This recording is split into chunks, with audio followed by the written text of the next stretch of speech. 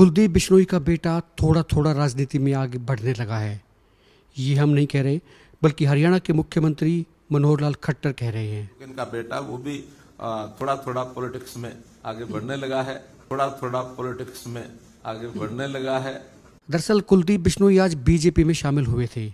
उनकी पत्नी रेणुका बिश्नोई ने भी बीजेपी का दामन थामा और इन दोनों नेताओं का बीजेपी में स्वागत करते हुए हरियाणा के सीएम मनोहर लाल खट्टर ने कहा इनका बेटा थोड़ा थोड़ा राजनीति में बढ़ने लगा है। साथ ही एक सवाल भी क्या किया, बेटे का नाम पूछा तो दूसरी तरफ से आवाज आती है भव्य बिश्नोई।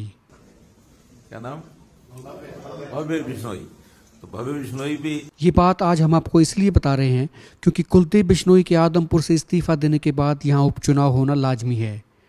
कुलदीप बिश्नोई खुद कह चुके हैं कि वो अपने बेटे भव्य बिश्नोई को यहाँ से चुनाव लड़ाना चाहते हैं, लेकिन आज के दिन स्थिति यह है कि मुख्यमंत्री को उनके बेटे का नाम तक नहीं मालूम और उस पार्टी के मुख्यमंत्री को जिस पार्टी में कुलदीप बिश्नोई खुद आज अपनी पत्नी के साथ और समर्थकों के साथ शामिल हुए हैं। हालांकि ये बात और है कि भव्य बिश्नोई ने पिछला लोकसभा चुनाव भी कांग्रेस की टिकट पर लड़ा था, लेकिन क्या वाकई एक मुख्यमंत्री को उनके बेटे का नाम नहीं मालूम था या फिर इसके पीछे भी कोई राजनीति? इसके मायने कई तरह के हो सकते हैं। उनमें से एक ये भी हो सकता है कि भव्य बिश्नोई अभी राजनीति में वो नाम हासिल नहीं कर पाए हैं, वो पद उन्हें नहीं मिल पाया है जिसकी उन्हें तलब थी और जो किसी भी चुनाव लड़ने से पहले जरूरी भी होता है। हाँ, इतना जरूर है कि वे पूर्व मुख्यमंत्री भजनलाल के परिवार से आते हैं, यही उनकी सबसे बड़ी क्वालिफिकेशन भी है। आज कुलदीप बिश्नोई की ज्वाइनिंग के दौरान दो और खास बात भी हुई। एक तो ये कि कुलदीप बिश्नोई ने कहा कि वो एक कार्यकर्ता के तौर पर बीजेपी में शामिल हो रहे हैं। एक साधारण से कार्यकर्ता को पूर्ण विश्वास दिलाकर एक सम्मान पूर्वक आज विधिवत रूप से मुझे भी, रेणुका को भी, आप सबको जो शामिल करने की घोषणा की, इसके लिए पुनः मैं आप सबका आभार व्यक्त करता हूं। हालांकि कांग्रेस से उनकी नाराजगी इस बात को लेकर थी कि उन्हें वो कद नहीं मिला, वो पद नहीं मिला, वो सम्मान नहीं मिला जिसकी वो इच्छा रखते थे, जिसके लिए वो डिजर्व करते थे।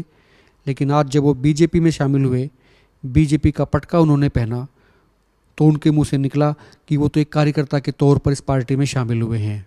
आज ये उम्मीद की जा रही थी कि जिस वक्त कुलदीप बिश्नोई अपने समर्थकों के साथ या फिर कहिए कि अपने कार्यकर्ताओं के साथ बीजेपी को ज्वाइन करेंगे, उस वक्त पार्टी के राष्ट्रीय अध्यक्ष जेपी नड्डा मौजूद रह सकते हैं, लेकिन ऐसा नहीं हो पाया, जिसके राजनीतिक हलकों में अलग अलग मायने भी लगाए जा रहे हैं। लब्बो-लबाब ये है कि अब कुलदीप बिश्नोई की ज्वाइनिंग बीजेपी में हो चुकी है, वो बीजेपी के हो चुके हैं।